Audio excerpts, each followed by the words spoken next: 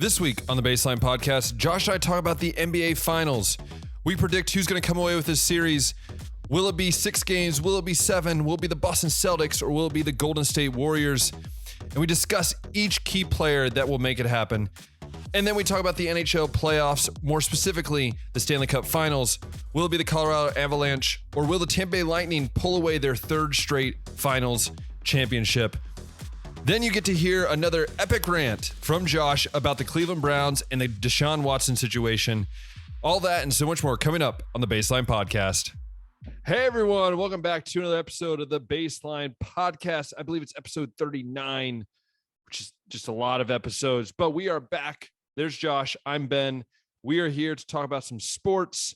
It looks like Josh has got a lift in. I look like I came from the farm. And we won't talk about the definition of muscles in this. Hence why I still have a full short sleeve shirt on. But anyways, we're so glad that you're here listening to us or watching us, whichever you're doing. Make sure you check us out. I'm going to say at the beginning of the episode, Josh, make sure you check us out on our new Instagram page, Baseline Podcast, which is fun because Josh is sharing some things. We'll be introducing ourselves here in the next few weeks, so you get to know a little bit more about us. So share it with your friends. Tell them to follow us. Basically, that way, those that follow us on our personal accounts won't get ambushed with 40,000 things that we share about sports, or hopefully. But anyways, yes. So we are here to talk about sports. But before we go any farther, I need to make amends to my my very bad mistake I made last week. I'm living in the country of Hungary. If you didn't know, I feel like most people know by now. And Hungary made a great feat a few weeks ago. They beat England's Hungary's national men's soccer team was playing in the Nations League. And if you don't know, the Nations League is basically it's a group tournament. Basically, there's A, B, C, D, and E, and then there's groups inside of those. So Hungary was in Group A, but they were in the group of death. They had England, Italy, Germany. And Josh, as you know, those are like 3 of the top tier national teams in the world in soccer. Even someone that doesn't follow soccer exactly kind of knows that. Yes. And so with that, we all thought here in Hungary, we're just rooting for Hungary to, pull out some draws. But not only did we pull out some draws, we got a win against England in Hungary, which was huge, 1-0. We then followed up with a 2-1 loss to Italy, which still in Italy, pretty impressive. And then just a few days ago, we tied Germany 1-1. And so we're sitting in second place right now in the Group A. I think we're Group A. I don't remember what group we're in, but we are in Group A, but I mean like the Group 1 or 2. I don't remember. But anyways, we're second place. Josh, that's pretty impressive. Pretty impressive. If you look at I would tell you this, Josh. I know Rebecca talked about it a few, weeks ago. It's crazy. Like soccer's big here, but the fact that they're competing on the same levels as some of these premier, national teams that we were looked at as a group of death, that we were going to get demoted to Group B. It's pretty awesome. That's all I'm going to say. It's pretty cool here. That's what I'll say. Yeah, Got to tip your hat to them. I mean, those, like you said, those 3 countries that they got to go up against are usually very well. I think Italy's kind of in a cold spell right now, at least in terms of their World Cup status and stuff. But I mean, those are 3 established. I don't know if you call them programs or systems. They're national systems. Yeah, national systems. Yeah. But this is nice to see Hungary kind of like, I guess, the little guy here making some noise. Both specifically, always love a good underdog story. But specifically, it's even more exciting because there's so many other things that people view of Hungary, and that Hungary succeeding is just that much better. It just makes it feel that much better. So, anyways, I got that out of the way. I told Josh I'd get out of the way. I got away early, but you did not forget. I did not forget this week. Josh, I hope you've had a great week. And what are we going to be talking about on today's episode of the Baseline Podcast? Well, we are not quite to the World Cup yet, but we do have some championships going on right now. Starting off, we have an NHL Stanley Cup final matchup, Ben. We have the Colorado Avalanche versus the Tampa Bay Lightning. And maybe once the playoffs started, like if you would have said this was going to be the matchup, nobody would have been very surprised. But it has kind of been a wild ride, especially for Tampa Bay to get to this point. We've seen them go to 7 games with Toronto.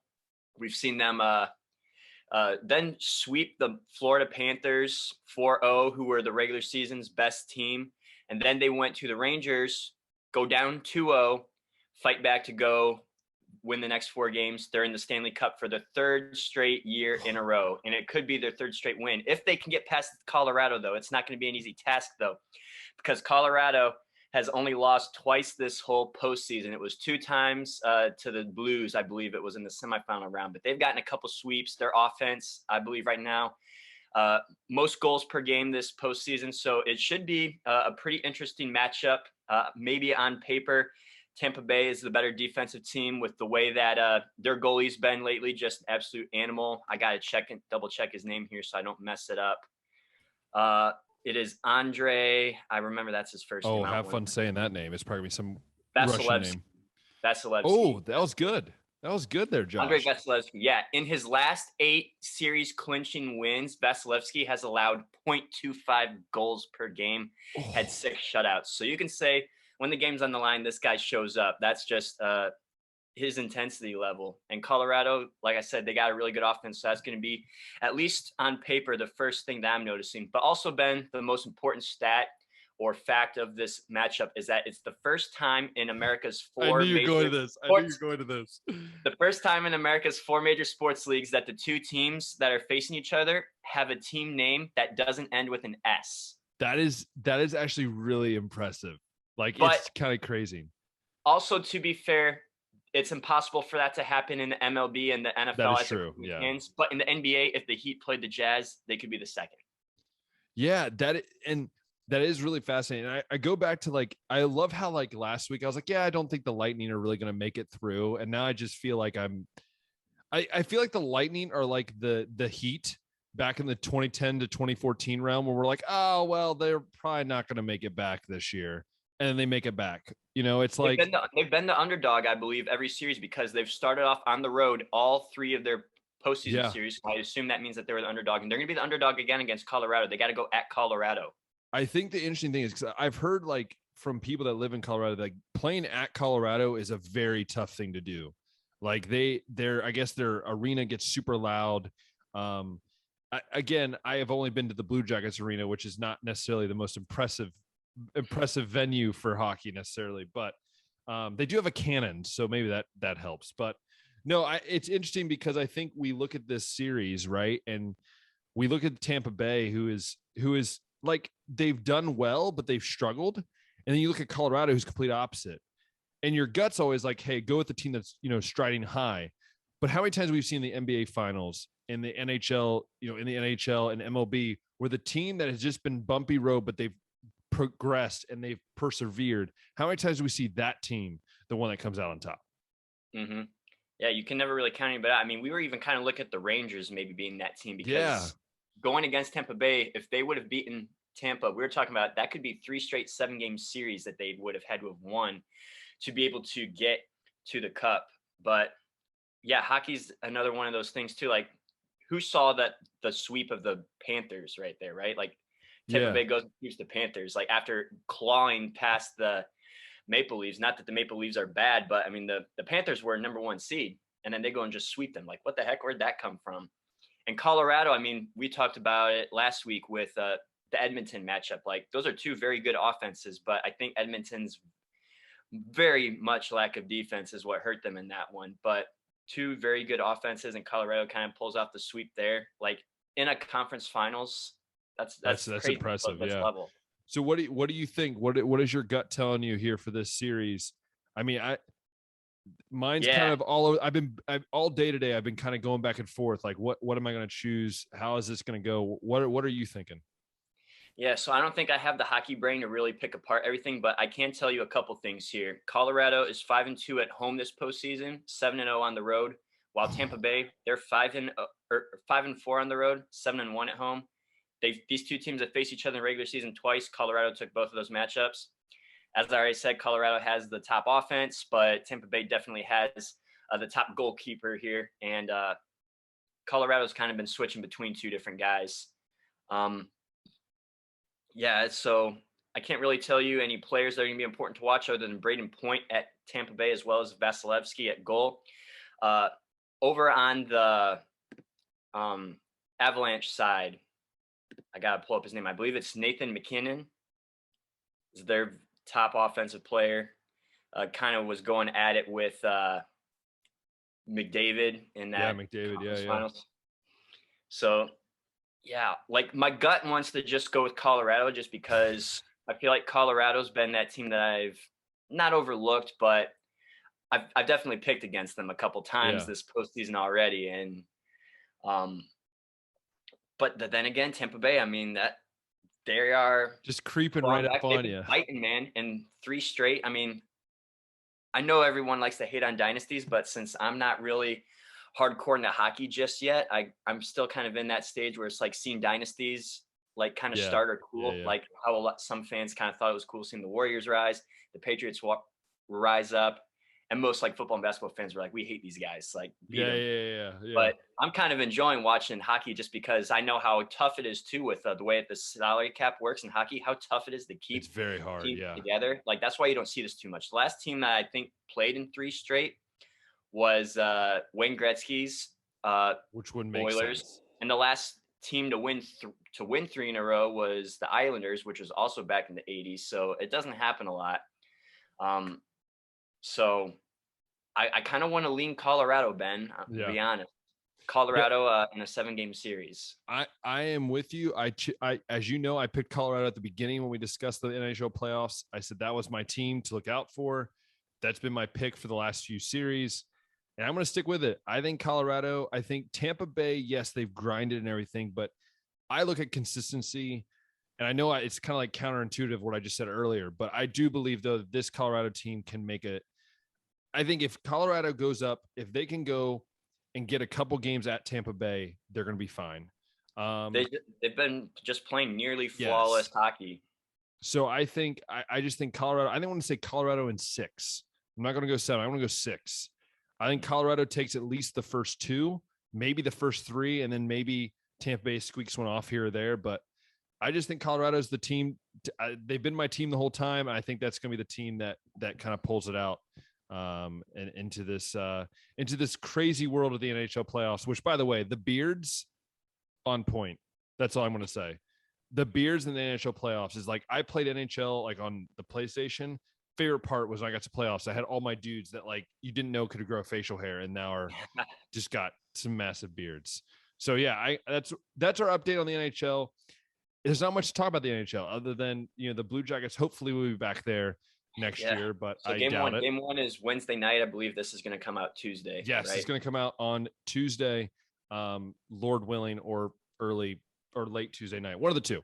But that's when it's going to come out. And speaking of games, finals, we have a big series that just seems to keep on getting cooler, and we see parents of Steph Curry dating former husband and wife. I couldn't believe it when I saw that. A fan pump faking an out of bounds play to give it back to the ref. We've seen so many weird things, and yet we saw somebody chug a beer. Who was that? No, that was at the hockey game. That was Jimmy Fallon chugging a beer. But it's just fascinating. This whole series, I thought the Celtics had a chance to pull away. If they go 3-1, we know what happens. And you even on our Instagram, baseline.podcast on Instagram, we hear Josh's kind of take on what was going to happen. And I would have to say you're pretty on point of what like had I to told happen. You, like Golden State knows or knew now, I guess, since it's already happened. You can't go down 3-1. No, you can't. I mean, look at how the veterans perform, Ben. Steph Curry with 43 points, 10 rebounds, goes 7 of 14 from the 3 line. Klay Thompson adds 18 points, shooting 4 of 10 from 3. Wiggins adds 17. I know he's like relatively new, but still kind of a veteran in this league. Jordan Poole, 14 points off the bench. Like Golden State, they know more than anybody, you can't go down 3-1. They were going to go and win this game, and they got the job done. Yeah, and it was an impressive fashion. Again, as much as I dislike the Warriors, it's still impressive to watch. Just the way they play. I will say Draymond Green is missing. Like, he is literally missing from this series. That's and I love that storyline, yeah. and I think it was his mom or sister kind of called him out basically on Twitter and was like, yeah, you're not playing up to snuff basically. But I want to talk about the series, Josh, because I think we're at a point in basketball where, yes, the 3 ball is still going to be king, I think. But do you feel, Josh, we're getting back to the point when true offensive basketball could be making its way back into like more of the basketball realm, where we're not just going to see guys pull up from, I mean, we're still going to see that, but not at the high rate. I feel like every NBA game I've seen with more and more like this structured offense is kind of, I don't know, maybe it's just me, but I feel like, the Celtics kind of showed that. And I don't know, I like it. I like the old school structured basketball, not just come down a couple pick and rolls and shoot a 3. Yeah, I'm going to be honest. I haven't watched any of these finals games. I just hear things and read things and make predictions. So I can't really say how the style has been looking. But I mean, we can look at Golden State's, like, just their shooting. They took 91 shots in that game 4, and 43 of them were from 3. So just about half of them were still going from 3. But I also remember from like all those finals against the Cavs that this was a team that really distributes the ball very well. So while they are shooting threes, they aren't forced threes. They're passing them around a lot. And I mean, they got so many guys on the floor that can hit those threes that you can't really double up anybody. I don't really know the best way to defend that, but they pass so well, so efficient, so fast, and they just find the open guy. And that's kind of like how they set up those threes.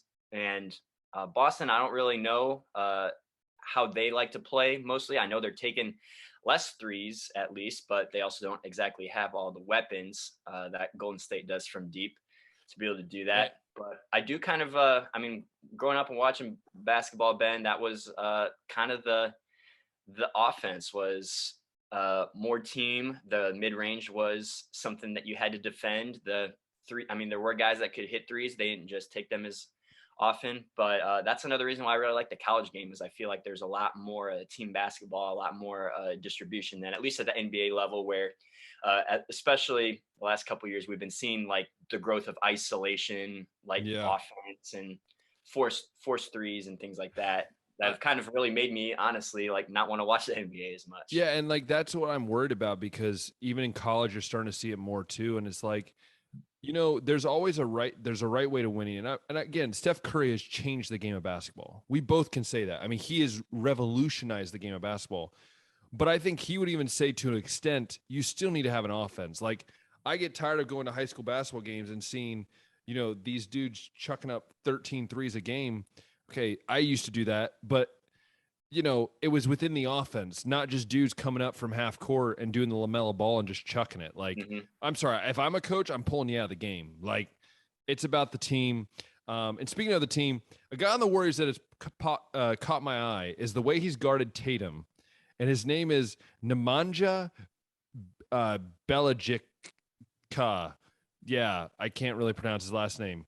I believe that's how you say his name, if I'm right. Anyways, if I had to guess, I'd say it's Bjelica. Yeah, Bjelica. Yeah. Anyways, he's been guarding. I believe he's been guarding. Basically, I wouldn't say all the time, but when he comes in, he guards Tatum. And there's like a couple videos of him like stealing the ball from Tatum, playing really good tough defense. It's kind of impressive. I mean, he is a white boy. I'm just saying, us white guys, we're not really known for keeping it up there with the other ones that are going around shooting the ball all over us and dunking on us. So it's cool to see how not the main guys for Golden State are also stepping up. I mean, Draymond Green's been missing, but outside of him, these guys, again, I think we said it last week. Why is Draymond Green getting paid so much money? Who knows? Also, I just wanted to say, I pulled up Golden State's roster. Steph Curry this year is making $45 million. I just thought I would just throw that out there. That is ridiculous. I mean, but in California, technically he's only making about 40. I mean, sorry, 20. With the tax laws over there. Yeah, he's only making about 20. Like Miami, but he's only making about 20 million. But yeah, so anyways, any final thoughts on this series, and what do you think is going to happen? Yeah, so now that we're tied 2-2, game 5 is tonight. So technically we could be ruining our prediction here. We don't know. We could be, yeah. Well, I guess you guys will just have to listen and see if we were right or not, and then you That is can true. drop a Make fun of comment on us. YouTube and make fun of us and boost our algorithm so that we continue to get noticed. So go ahead and do that for sure. And comment on all of our posts on Instagram how bad we are. Yeah, but let's see. So Game 5, they are at Oracle. Golden State is coming off of a Game 4 win. Is it possible that they ride this momentum into their home court and take the lead here 3-2? I think it's Yeah. possible. And I mean, the way that they just played at Boston, why can't it happen again? Maybe you can even count on, like, will Draymond Green finally show up? Offensively, at least. I do have to be fair with my Draymond Green criticism here I and say, even know, though I he only know. You scored always 2, are, Mr. he Mr. still had 4 Political steals, 9 correct. rebounds, and 8 assists. So he's doing, I guess, what people say makes Draymond Green great still. But I think, what was it for a 1 point there? Didn't he have more ejections than like points or something, or field goals or It was something crazy technical. like It that? was like fouls and field goals. Maybe more Fouls fouls and than points. No, field it's goals. fouls and points. He had like 15 fouls and Mhm. 15 points. Yeah. So maybe if Draymond Green can have like a breakout offensive game here, I don't know if like that's the X factor that pushed them ahead, because at the same time they've been winning without him, but it would also help or be helpful. So I'm gonna go ahead and take Golden State Game 5 with like a confidence of 62%. 62. They're going to go like 62.789. I don't know. I would say this. I think I'm going to go with, like, this is my thought on game 5, right? Yeah, game 5. And This will be Game 5. Yep. yeah, I think I feel like the Celtics have been weird. Like they I don't know. This team is like they have this fire in them. But I'm gonna have to agree with you. I think Warriors are gonna squeak this one out. I just think it's really hard to beat the Warriors when they're on a roll and when they're at home. You put both those two things together, and it's a very scary team in Oracle. So yeah, I think they'll do that. But my prediction for the rest of the series, I still think it's going to go 7. I think going back to Boston, we'll go back to Boston, It'll and go back. Yeah, it's 1-1-1. I think it's going to be decided, which is Golden State. funny because don't you remember in 2016 where was it decided there, Mr. Burris? It was decided in Golden State because that's where they won it. 7. And so what I'm saying is it's going to be decided. And what I love for the Boston Celtics to come back game 7 and win it all. And I'm going to have to say that is what I'm predicting. I think that Boston will win in 7. I think it's going to be a tight one. But I think there's something about the Boston Green right now for me. I don't know. Yeah. Boston Celtics in 7. I think that, what did I go with? Boston in 6. So technically going with Golden State here in Game 5 is kind of voiding that prediction. But I'm still going to stick with Boston winning the series. It's just going to be the last 2. But I think, especially the way that Steph Curry played in this last game, I mean, it looks like you can win games just with Steph's performance right now, even. So this is true. It's tough to say right now. Like, there's a lot of different ways that this thing could go because both sides have now won and lost one at home. Different players have broken out. We've seen Boston's role guys step up. We've seen Golden State's role guys step out. But yeah, it just seems like the safer bet to me right now with Golden State winning one at Boston, going back home after a big time Steph Curry game, playing in their home court now. Like, they got a little bit of momentum and maybe they can run it out. And then Boston maybe builds up its sense of urgency and wins 6 and 7. I don't know yet. We'll have to see how Game 5 goes first. So our predictions could completely be wrong after today. We could just be lying to you. I don't know. We should take a tally sometime and find out how many times we end up changing our predictions. We do this way too much. But no, I agree. I think this is going to be a great series. Again, as Cavaliers fans, we remember like what it meant. I remember where I was. That's what I love about the finals. And you know this too. Like, you remember where you were sitting. You remember what you were doing. The moment that the Cavaliers, that buzzer sounded when LeBron James fell on the floor and when he said, Cleveland, this one's for you. Like, I remember I was in my dad and mom's living room. I was just like, my dad was so excited. He's been, waiting for years for this. And so I think that's what I love about the finals because, more or less on the Boston side, like, you can only feel like, hey, it's been a while since we've won one. Let's get one back. So yeah, let's just talk about that. Like, do you remember where you were at when the Cavaliers won the title? Yeah, I was unfortunate, and I say unfortunately because I was invited to Cleveland to watch, like at the watch party with my cousins, some of my buddies. We had been following the finals, watching some of the games, but I had to be up at work at five or what? I had to be up for work at 5 a.m. the next day. So coming back from Cleveland, like Oh my after the game, goodness, it you would must have be been so like tired. midnight. It would have been like spending time to celebrate, I'm sure, trying to get through traffic. Like there's a chance I wouldn't have been home till 3 or 4 in the morning. And it just wouldn't have made logistical sense to try to pull that off. So I watched it at home that summer. And I mean, it was a blast. Watch it with my brothers, my parents, Golden State, the block by James Oh, there, right? It seemed like there blocked was a by stretch there of like James. 2 or 3 minutes where no one was scoring points. Kyrie hits the three to basically seal it. Oh my goodness. That was, yeah, like those two plays right there burned into my brain for maybe until I'm 90 years old. Like when I am in a nursing home someday and I am senile and have Alzheimer's and whatnot, like those are going to be the things that I remember. And I'm going to tell those stories. Like, do you remember back in 2016 when, and then their nurses are going to be like, yes, Josh, that was We awesome. Or something. understand. Yeah, Yeah. like I just, man, I remember that day. That was one of the best days as an Ohio fan.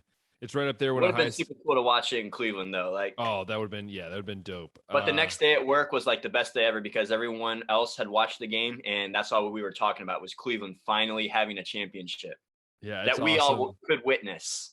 And let's be honest, maybe we'll be bringing back one in football soon, and in the NBA. Maybe we'll get both. Who knows? Maybe Um, MLB. no, just stop. Okay, just okay. You know what? I know you're going to bring this up, so let's just switch on over. All right, let's just talk about the MLB because first off, I want to just go out there and say that the Reds still suck. Okay, we all know this. I will say though, the Reds though, since April, like no, since like May 9th or something like They that, are playing way better than the first the month. Reds Like I have the feel like best. most baseball fans would push back on you, man, and be like, "What are you talking about? Like the last Okay, month has listen, been listen. this." They in the last month and a half, they have the best record in the NL Central. But I also say that they've lost some really stupid games because the bullpen absolutely is trash. And Those suck. Diaz, who has been our best bullpen guy in the last 4 outings, has given up 5 earned runs. Like I'm like, dude, you're the only thing we got left. You know, Hunter Green, it's so funny. I tell people this. Hunter Green is having a heck of a year. If you would look at just the games recently, like recently he's went the last 4 starts, he's got like under a 120 ERA or something like that. But his ERA is still like 5.10. And it's because in the first like 4 starts, he gave up like 20 earned runs. Like, so I don't He know. has a Like, lot to come back from. Yeah. yeah. So like, yeah, I mean, great. But we all know what's going to happen. They're going to trade Luis Castillo at the deadline. They'll trade they'll trade Pham. They'll trade all these guys. Stevenson just got hurt, by the way. Our best player by far, the catcher. He's on the DL for 8 weeks. By the way, too, if you guys trade Pham, can you please trade him to the Giants so he has to be in the same locker room as Jock Oh, I Peterson? want it so bad. Okay, see, that's another thing. Like, only what would happen to the Reds. Like, only the Reds it would happen to, right? Guy slaps a guy. Anyways, but no, going back to the Reds, I think, like, I don't know, like, you know, Nick Senzel for years was the number one guy we wanted, and now he's hitting 215 as a subpar leadoff guy. You know, India has been hurt all year. That hasn't helped. Like the Reds have really, and I'll be honest, Reds have been hindered by injuries all year. They have not been healthy all year. Votto has been in and out of being healthy. So, you know, I look at the Guardians and go, the Guardians should be way better than the Reds. And honestly, right now, I think if the Reds played the Guardians, I think that the Reds have a good shot about taking a few games from the Guardians. Yeah, like we've definitely fallen off that initial momentum that we had, especially offensively. I think right now, well, actually, I don't have to think. I can check. We are second place right now. We are 2 games above Must be 500. nice. Only the Twins are ahead of us. Yes.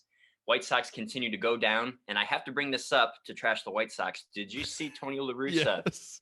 That decision to intentionally walk, I can't remember who it was, with the 1-2 count, and then Max Muncy comes up and hits the home run that basically seals the deal for the Dodgers. And then La Russa doubles down and says it was the right move. There was no doubt in his mind it was the right decision. Like basically something that shouldn't have even been questioned. And I get mad almost hearing that because I predicted the White Sox to be the World Series representative of the American League. You mostly because I felt like they had some momentum coming up, but also Tony La Russa, being a guy that doesn't really rely on analytics that much, kind of relies on the manalytics. But in this situation, I mean, he basically made like what you would think was an analytic driven decision, but he had no analytics to back it up. He was David Robertson without the stats. He's just like pulling off these bonehead plays. And it's like, dude, you've lost it. Like you probably should have been fired. We've seen 2 managers get fired here. You should have been one of those 2, not Joe Madden, not Joe Girardi. Maybe you were the guy that should have been gone. But at the same time, as much as I like being right, it's also awesome to see a division opponent suck and be below you in the division. So I will continue to root for these kind of decisions. All I'll say is that you just said it was David Robertson, which is a basketball player, which I just started laughing in my head because it's just funny. What's David Robertson? Name? Dave Robertson? No, it's Dave Roberts. Dave Roberts. Oh my gosh. You were so hyped that you brought basketball back into the baseball conversation. Yes, I fired up and wasn't thinking straight. But there's also some other notes on baseball. We have the Yankees, who are just unreal, which I hate saying. Like, it hurts me so much to say that the Yankees are, and the Mets, both the Yankees and Mets, New York. What is this? Those are the only 2 teams with 40 wins right now. And Aaron Judge is unreal. Like, absolutely, the man's just a mammoth, like, home run dude. Like, just arguably the American League MVP right now. This is the thing.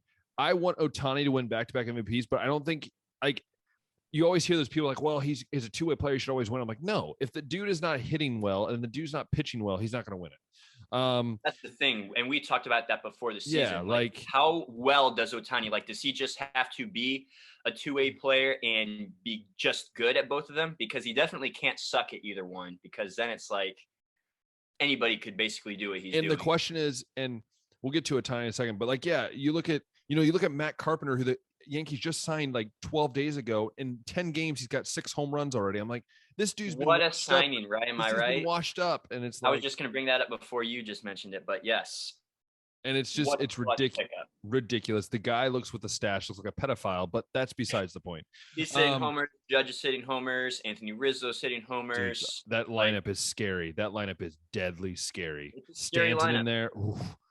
If the Reds could just get that once in my lifetime, I'd be really thrilled. Yeah. But no, so I think it is crazy, what's going on with the Yankees. But then I do want to talk about the Angels a little bit here. And we'll talk about the Phillies as well, because of what you mentioned earlier and the 2 managers that got fired. I want to specifically talk about Ohtani, because this is my thing. How long does Ohtani go in his career? And maybe you that are listening can answer this in the comments, or you could, message us on Instagram, baseline.podcast. Sorry, I'm totally plugging it. But if you want to answer it, let us know. How long in his career does he go until he has to really, truly decide, what do I do for the rest of my career? My gut is there's going to be a point where he just says, I'm going to do center field, right field, left field for the rest of my career, because the pitching's going to wear out his arm. And stuff. What do you think? I mean, that's just my gut feeling. I feel like at some point he's going to have to go just to the bat or just to the glove. Yeah, I think that move might come a little later, though, just because he's of course, still young, and I think he can do both. He's for longevity's sake, no, he's only 27. For longevity's sake, I feel like once you get to those 30s, then you got to really think like, man, am I doing too much? Could I maybe lengthen my career by just doing one or the other? And I think it's easier to be a hitter in this league at a high level for a longer amount of time. I've always felt that. I mean, I'm very on the low end. I don't think many people agree with me, but I think he's a better hitter than he is pitcher. I think he's by far a better hitter than he is pitcher. At least at times, maybe not always, but lately he's struggling, obviously. But like last year, that's tough to say. Like as a hitter, like definitely he has the power. We haven't seen like him hit at a very high average just yet. Yeah. But yeah, maybe. But let's be honest, though, in this day and age, do you need average? Like, let's be honest. Look at Rizzo. Look at Gallo. Gallo, I mean, freaking hits 198, but then he hits 35 bombs. Like, do you need to be a guy that hits, 300? You don't need to be a guy that necessarily hits 300. I just don't want you to hit 200. And if he's hitting like 250s, I think you will take the 40 home runs and 100 RBIs he can give you. Yeah. So, it's interesting to see there. But speaking of the Angels, Joe Madden was fired. which I think shocked. I mean, they were in a losing streak, but the Reds were too, and yet somehow the Reds just tend to just keep the managers for some odd known reason. That we'll go on a 20-game losing streak and we'll still keep the manager, but the Angels were like, nope, we're done with you. Yeah. Fun fact about the Angels, they have Michael Lorenzen, one of my favorite players, and he was a former Red. I don't know if you know the story. Michael Lorenzen hit a home run on his anniversary of his dad's death for the Reds. And now he's a starting pitcher. He went from the bullpen with the Reds. Now he's a starting pitcher again. Doing some great. He's actually probably the best pitcher on the Angels right now. But the Angels, Joe Madden, I'm blabbering all over the place. Angels, Joe Madden firing him. Thoughts, Josh? Yeah. So we were talking about the Angels. I think that was your World Series prediction from the American League. And they started off very well with a 27-17 record. They lose 12 straight games. They fire Joe Madden. To me, this was a terrible move, and I'll explain why. I agree. Of course.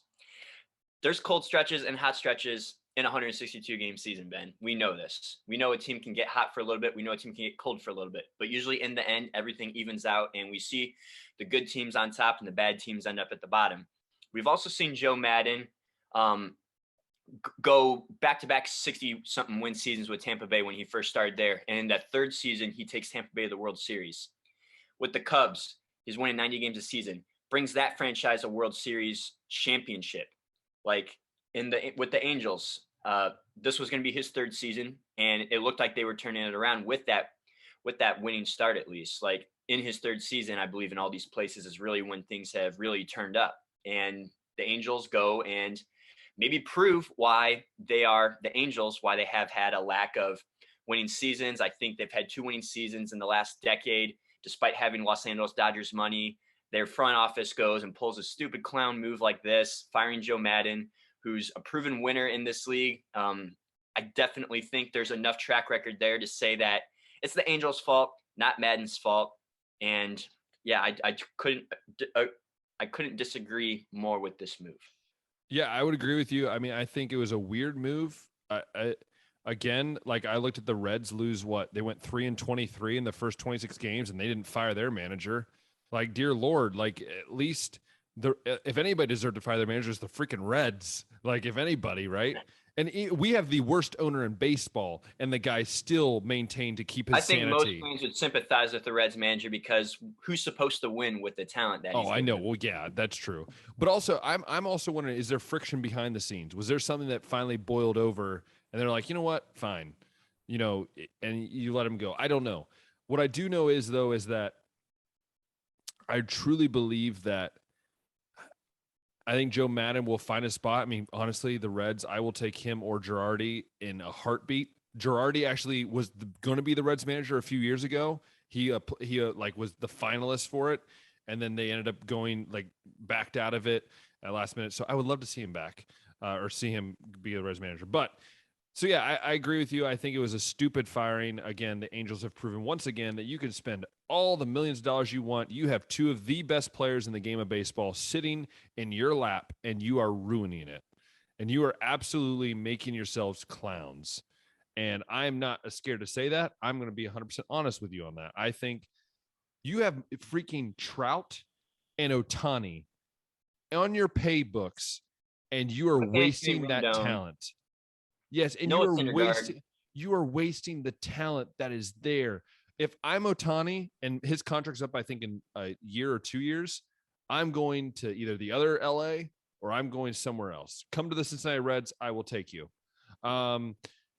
It's ridiculous, but that's not the only team that made a weird sort of move, and that would be the Philadelphia Phillies getting rid of Joe Girardi, which shocked me out. I did not see that coming at all. By the way, if you're a Joe as a manager in June, don't be a Joe and as a manager in June in the MLB, because now they're 0 for 2. That was the first thing I actually checked after Madden went down. I was like, okay, is there another manager in this league named Joe? But there's only 2, and they were both fired. So there can't be a third Joe get fired.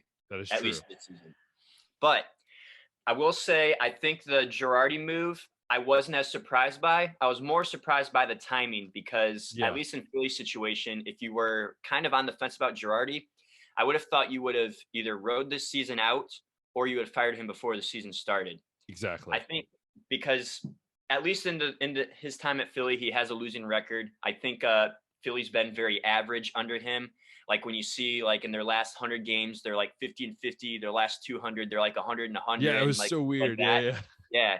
And with the amount of money that Philly has been spending to put a winner together, going out and getting guys like Bryce Harper, bringing JT Real Muto in the building. I believe they've had like Didi Gregorius and like Andrew McCutcheon come through, and like they've been really trying hard in a division that maybe has a lot of other teams that end up being disappointments too, right? Like until the Braves won the World Series, they were like always a first round exit. The Mets always seem to start off hot and then cool down and miss the playoffs. And there was a door right there for Philly to kind of like be that team, like for the last few years, right? And even to start this season, they kind of were stuck there, like around, like stuck in mediocrity. And I guess ownership wasn't a fan of it. And I know it's still very early on, but they went 8-0 in their first 8 games after they fired Joe. So I'm not going to go ahead and say like clearly Joe Girardi was the problem, but I think I was just more surprised by the timing of that. Not necessarily that they fired him. I just would have thought if you're going to fire Joe, they would have done it before the season or after the season and not given it 2 months to try to decide. Yeah, I would agree with you. I think it was one of those where I think you write it out kind of like with the, or just get rid of him at the beginning of the year. I think because this is like in terms of the division, like I know the Mets, we just said had 40 wins, but the Braves have been struggling. The Marlins have been struggling. The Nationals have been struggling. Like the division was still very well in their grasp. Yeah, so I think it's going to be up in the air. I think that's something you try to avoid having a midseason firing, especially in baseball. Baseball's the one you don't really want to have a midseason firing. And again, I think it's going to be interesting. I think in the next few weeks, obviously those of you that are listening, because we're getting close to July, we'll have our kind of like mid-season awards, mid-season predictions for the end of the season. We'll talk about how the Reds are still going to suck, and they'll probably have the top 5 pick next year. I will put together a strong Jose Ramirez for MVP campaign too. I am sure you will. It's going to be tough with the way Aaron Judge has been playing, but I think I can do it.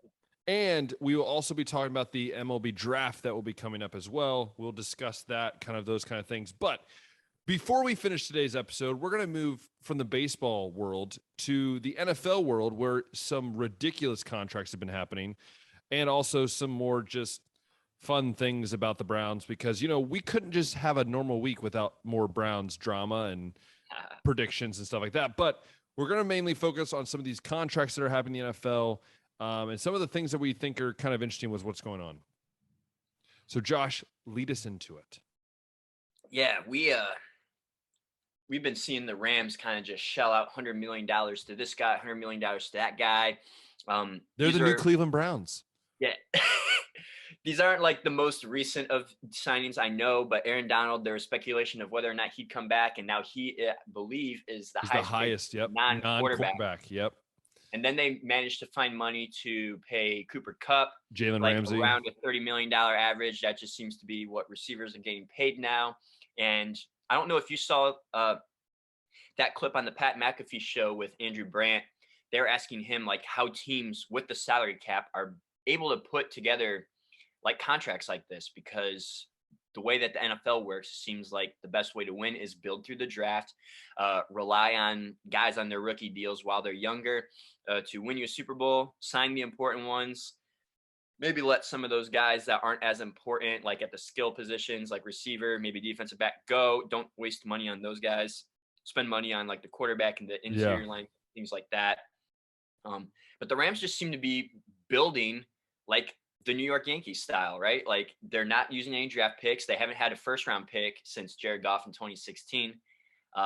They're out buying players, making trades, and it led Pat McAfee to be like, yo, how can teams do this like with a salary cap? And basically Andrew Brandt, he's like a former front office guy in the NFL, was explaining like the way that cash over cap works. It's like, I think it's a relatively new thing that the NFL has introduced with like the new collective bargaining agreement, or maybe it's just the Rams have kind of figured out how to manipulate like the system. I can't remember exactly, but basically the rich teams can just kind of like write all these checks out.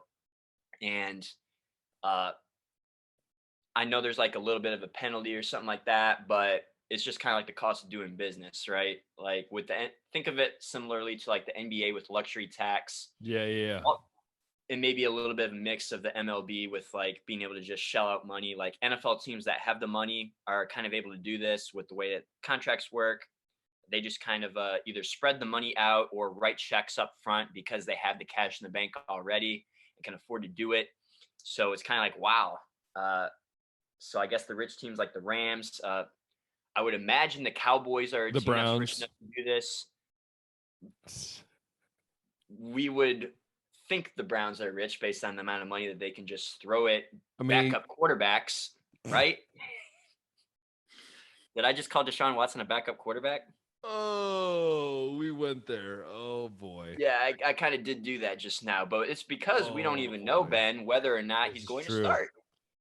We don't know if he's even going to play. I feel like we have this like weekly like update, like welcome to the Deshaun Watson update. Something new happens every time. It's like there is something new. We're talking about the fact that they're not trading Baker Mayfield. And I think it's smart because let's be honest, I like Brissett, but I trust Baker in the offense that we already have. But let's be honest, if you're Baker, do you just give him the double bird and be like, yeah, screw you all, I ain't playing? That's kind of like the way I've been leaning too. Like, would Baker even play? But I've also kind of been thinking, let's just assume that Deshaun Watson gets suspended 6 games. I feel like it's inevitable that he gets suspended. Just how long it's going to be, we don't know yet. But Baker Mayfield gets to go in here on the last year of his contract.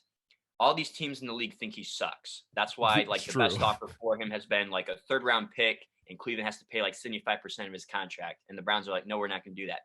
Baker can go in here, go 6-0 in these 6 games, because at least if I remember right, the beginning of the schedule isn't super difficult. It's more of like the mid and late stuff that gets really tough on Cleveland's schedule. But Baker could go out here, go 6-0, then get benched when Deshaun comes back, but have that 6-0 resume, show everybody, yeah, last year I was bad because I was injured. Now that I'm fully healthy, look what I did.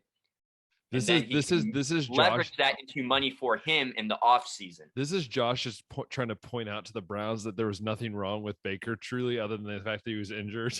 Oh, Josh has been on. I was telling my cousins, I kid you not, Ben, the other day, if this can somehow result in Deshaun Watson looking terrible, Baker Mayfield looking great, sign a huge deal in the off season, bring that team to the playoffs, maybe even the Super Bowl, that gives me all of the info and reason I need to finally leave this Cleveland Browns fan base and jump to another one. Oh, It's because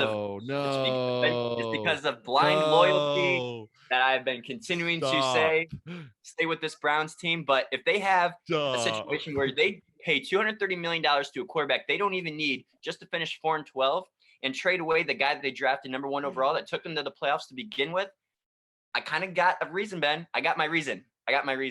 So, this is crazy as it sounds. This is. I might have to do that. This is going on the Instagram later. This is Josh's daily freaking weekly rant about the Browns and how their front office. You know, nobody hates this Deshaun Watson trade more than me. I remember. Okay. I'm sorry for everyone that's listening the first time to our podcast because you are so lost right now of what's happening. But no, Josh has listen to like the last 6 or 7 or 8 episodes. Yeah, just it's a continuous spiral. Bump our views up. Yeah, please do. But yeah, so I don't know, man.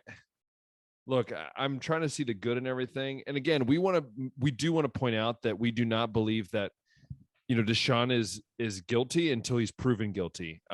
We want to make sure that's very clear because I am tired of hearing people say, well, or even Cleveland Browns fans say that, I'm not going to support the Browns anymore. Like, for what? We don't know what the man did. We don't know if he did anything wrong. Exactly. We don't know what it was. As far as we know right now, he's gotten through 2 juries that have said it wasn't criminal. So now it's only civil, which is just basically like, was this morally right? I don't think anybody's going to say it was morally right what he did, but it's also nothing criminal as of now. There's 2 things I'll tell you. His lawyer needs to shut up is one of them. And then the second thing is that if you are a Browns fan and you want to leave because you disagree with the trade, that's fine. Do it.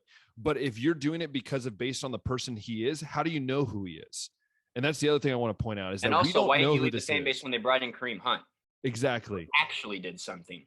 that like so I have a big struggle with all these like ESPN guys like bashing Deshaun Watson. Like, you might not agree with what he did, but you can't criminally charge a man for something that we don't know if he even did anything legally wrong. Maybe morally he did something wrong, but legally, like, that's where I'm just like, NFL, you need to stop putting your big pants and putting them in people's faces, because you're not helping the situation by just being the big bad bully. Like, let the justice system be the justice system. There's a reason why it's there. Let it be that way. 100%. Because be honest, the tempers are rising about as high as these gas prices. Again, my political joke for the day. As I always do, I have to add that in every show because we are politically correct. Okay. Anyways, I hope you guys enjoyed this episode of the podcast. It's been fun. Josh and I, we always like to have fun doing this. Again, make sure you head on over to our Instagram, baseline.podcast, where Josh and I, we usually post daily. We post different news articles. We post different opinions. We put polls out there. We also talk about our own things that we disagree with or like, and who knows, this rant that he just had will definitely be going on there, and maybe even on TikTok. If you really want us to, we can make a TikTok. I don't care. I'm just saying, go follow us on Instagram. And again, if you like this on YouTube, hit that big old like button, hit that subscribe button, hit the notification bell. You can watch all the other episodes. You can watch all of his rants. He has many rants about this trade. You can catch them all. And you can catch all of our wrong predictions and our right predictions. So go ahead and do that for us. And also make sure you follow us on Spotify and Apple Podcasts. And once again, I just want to say thank you. Josh and I both, hey, we're loving this. Keep it up. I hope you guys have a great week. Watch some sports this weekend. Watch the NHL playoffs and the NBA playoffs. And we'll see you next week. Until then, we'll see you.